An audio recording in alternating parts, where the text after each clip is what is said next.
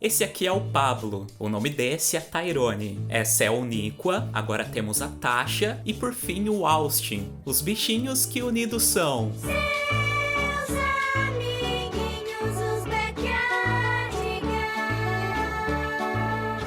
Pois é, esses são os Backyardigans, aquele grupinho de amigos fofinhos que, assim como o nome indica, compartilhavam o mesmo quintal, que acabava se tornando palco para várias aventuras que eles viviam apenas usando a imaginação.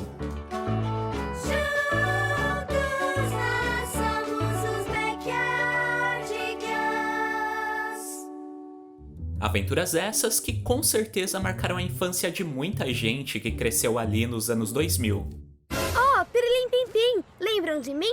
É bom lembrar que nessa época houve aquele boom de animações mais infantiloides e educativas na televisão, devido àquela onda de politicamente correto, onde os desenhos de ação e aventura, como os japoneses, começaram a perder cada vez mais espaço para séries mais educativas, tipo Dora Aventureira, que tinham como objetivo realmente ensinar algo prático para as crianças, como soletrar, contar e coisas do tipo. E em meio a essas escolinhas disfarçadas de desenho, os Backyardigans surgiram então como um grande respiro. Essa série, apesar de sim ser infantiloide e educativa, não tinha pretensão nenhuma de ser instrutiva. Nela, as crianças eram apenas crianças, brincando, se divertindo e usando muito a imaginação, para inclusive viver aventuras. Aliás, uma grande preocupação da pessoa que estava por trás desse desenho era justamente transportar aquelas histórias mais voltadas para a ação, que naquele momento estavam sendo tão mal vistas pelos pais e educadores, que achavam que tudo era violento demais, para o universo das crianças pequenas. Outra coisa muito legal desse desenho foi a sua preocupação com a parte musical. Todos os episódios traziam incríveis 4 novas músicas originais, e todas elas com coreografias. Pra você ter uma ideia, os musicais eram coreografados por dançarinos e depois todos os movimentos eram transformados em desenhos pelos animadores. Imagina só o trabalhão que isso deu, hein? Trabalho esse que por muito pouco não foi feito por pessoas fantasiadas. Pois é, em seu conceito original, a série dos Backyardigans seria na verdade uma série em live action com pessoas reais usando fantasias, tipo Teletubbies. E o porquê de, ao invés disso, termos recebido um desenho em CGI é o que nós iremos descobrir nesse vídeo. Isso é muito misterioso. Hoje eu vou contar pra vocês a história completa por trás desse desenho, desde o momento em que ele começou a ser desenvolvido, lá no final dos anos 90, até o momento em que a pessoa que o criou decidiu encerrar o projeto. Aliás, o motivo disso ter acontecido está totalmente relacionado com o Clube das Winx. Sim, essas safadinhas foram as responsáveis pelo fim dos Backyardigans. Ah, e outra coisa que nós também vamos tentar desvendar é qual o animal que inspirou a Uniqua. Como é notável, todos os personagens são representações de animais reais, menos a Rosinha, né? Que é um bicho meio esquisito. E pra gente já ir entrando nesse clima de desvendar mistérios, nada melhor do que um tema musical pra ir embalando, né? Dois e vamos nós. Dois e vamos nós. Bom, a gente está vendo agora algumas fotos tiradas no ano de 1998, lá nos estúdios da Nickelodeon na Flórida, no dia em que eles estavam fazendo testes para um novo programa que iria se chamar Eu e Meus Amigos.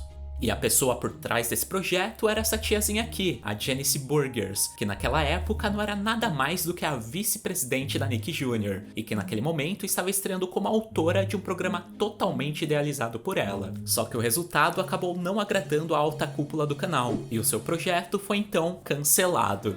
O que foi algo bem triste para nossa tia Janice, porque para criar a história dessa série, ela se baseou em coisas da sua própria vida. Então esse cancelamento foi tipo algo muito pessoal. Nascida lá nos anos 50 na Pensilvânia, a nossa amiga Janice teve uma infância bem comum entre as crianças nascidas antes da popularização da internet. Ela costumava brincar com seus amigos, navegando em navios, explorando florestas ou lutando contra bandidos. Mas tudo, é claro, sem sair do conforto do seu quintal e apenas utilizando a imaginação. Bom, o tempo passou, ela se formou em artes na universidade, o que posteriormente acabou lhe rendendo alguns trabalhos em projetos vinculados à televisão. Nos anos 90, por exemplo, ela fez parte da produção de algumas revistas e materiais didáticos baseado na série O Fantasma Escritor. E foi graças a esse trabalho, mais voltado ao lado pedagógico, que ela acabou sendo convidada para trabalhar na Nickelodeon. A Janice foi um dos nomes responsáveis pelo desenvolvimento das pistas de Blue, lá em 1996. E pelo excelente trabalho, não é por acaso que ela subiu de cargo bem rápido dentro dessa empresa, ao ponto de se tornar a vice-presidente da Nick Jr. já no ano de 1998, 2 anos após ela entrar na Nick. Que demonstração, que talento ela tem.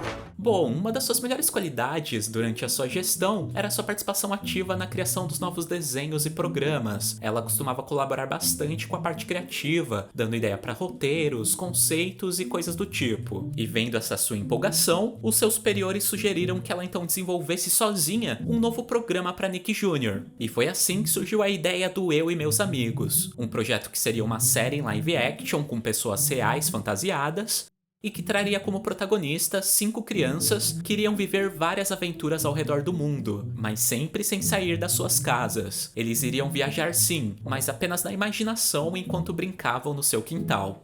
A inspiração, obviamente, veio da infância da própria Janice, porém, essa também foi uma forma que ela encontrou para dar uma resposta para o cenário de programas infantis daquela época, incluindo os da Nickelodeon. A TV daquela época estava lotada de programas pré-escolares e, em sua maioria, instrutivos. Os desenhos e séries estavam se preocupando demais em ensinar algo, e estavam deixando de lado algo que era essencial para as crianças, que era a parte da diversão.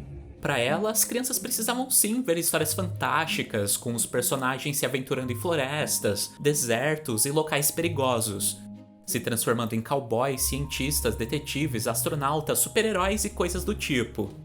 Porém, os desenhos para criancinhas daquela época estavam meio que com medo de criar esse tipo de história, porque a censura e os pais estavam no pé, né? Falando que esse tipo de programa poderia influenciar negativamente as crianças, fazendo com que elas quisessem repetir aquilo que viam na televisão. E foi aí que a nossa tiazinha teve a ideia genial de colocar sim essa parte mais fantástica e de aventuras no seu programa, mas de um jeito que ficasse bem claro para as crianças que tudo se passava apenas em suas imaginações. Uma curiosidade bem interessante é que sempre quando perguntam para ela quais foram as influências que ela utilizou para criar o Eu e Meus Amigos, ela sempre responde que se inspirou nos filmes de ação, como Duro de Matar, Indiana Jones, Star Wars, 007 e coisas do tipo. Ela meio que queria que as crianças também conhecessem essas histórias mais tradicionais, mas obviamente adaptadas para elas, né? Tipo uma versão do Indiana Jones modificada para a imaginação de uma criança pequena. E nós temos música de fundo. Música de suspense. Tururu. Enfim, mas voltando agora lá pro ano de 1998, agora dá pra gente entender, né, o porquê dela ter ficado meio triste com o cancelamento da sua série. Porém, ela não se deu por vencida. O tempo passou, ela maturou a ideia e lá no ano de 2001 ela resolveu fazer mais um episódio piloto pro seu projeto, mas dessa vez utilizando computação gráfica e não mais pessoas fantasiadas. O enredo, os conceitos e os personagens foram mantidos, mas o título acabou sendo mudado para Backyardigans. Uma curiosidade é que o Austin e a Tasha não apareciam nesse episódio piloto. E dessa vez sim, o pessoal da Nick curtiu e aprovou a produção do desenho, que pra você ver como deu trabalho, só foi estrear 3 anos depois, em outubro de 2004. E o resultado de tanto esforço, obviamente foi um sucesso, né? Com muita alegria nos apresentamos e todos aplaudem quando acabamos. Até porque eles se dedicaram muito para fazer algo bem feito. Foram desenvolvidas 4 músicas originais para cada novo episódio, e como o desenho teve 80 capítulos no total, isso significa que existem 320 músicas em Backyardigans, tirando a abertura, obviamente. Músicas essas que contavam com coreógrafos. Sim, dançarinos reais coreografaram todas as 320 músicas, cujos passos foram então transformados em desenhos através dos animadores. Só que além desses detalhes mais técnicos, com certeza o sucesso dessa série também se deve muito aos seus personagens, né? Cada um deles tinha uma personalidade única e cativante. Porém, algo que pode ter passado meio que despercebido para muitos é que havia apenas um protagonista, um personagem principal.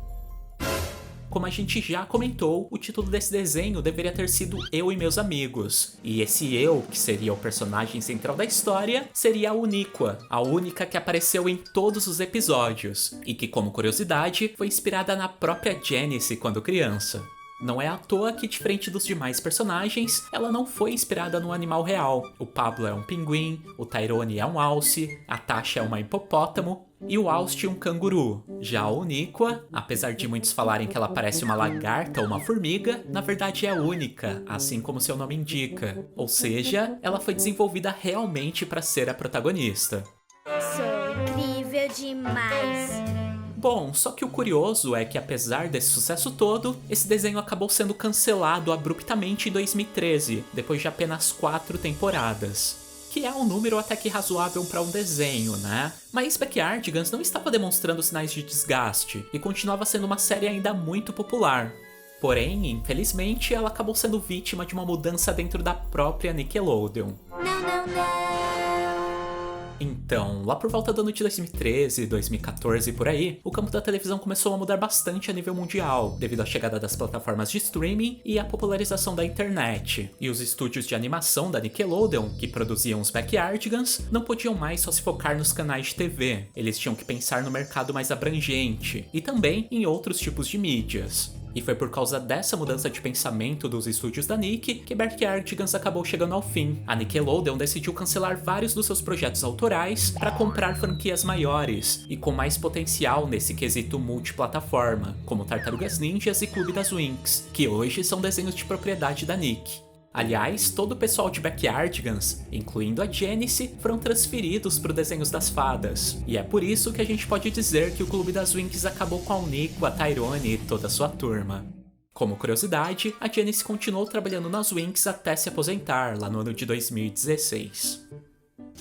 Mas é isso, pessoal. Essa é a verdadeira história por trás de Backyardigans. Um desenho que foi a cara dos anos 2000, né? Quando ainda não haviam esses canais de músicas infantis aqui no YouTube. Eu lembro que vendiam bastante nas lojas e principalmente nos camelôs uns DVDs com os clipes tirados dos episódios. Então, acho que dá pra gente dizer que os Backyardigans foram tipo os precursores, ou então os pais, desses personagens tipo Mundo Pita ou Galinha Pintadinha, com o diferencial de que eles eram muito melhores, né?